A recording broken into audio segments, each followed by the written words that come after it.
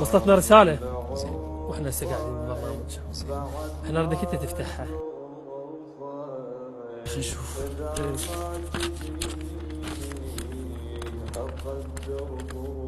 يابا إلى الحبيب جعفر، أعلم أن الشهادة هي أرفع درجات الإيمان وأسماها، وأعلم أن الفراق صعب وقاتل.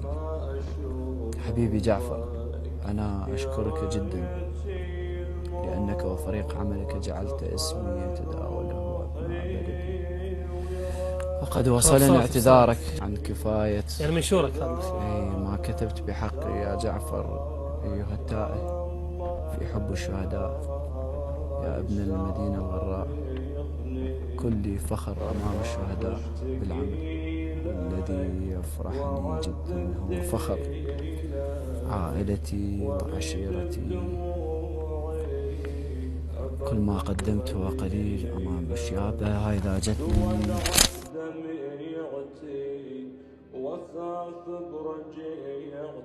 حاول تكمل.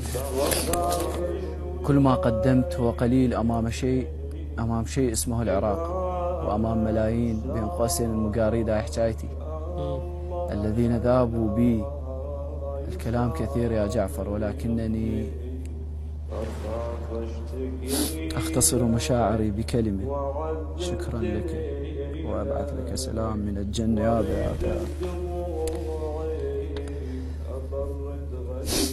سلام من جنة الشهداء، وأنا أحدثهم عنكم وأقول لهم نيابة عنك أنكم لا تنسونهم بأعمال.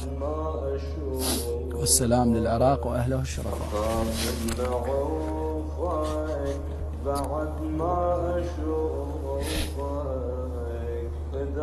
احنا اسفين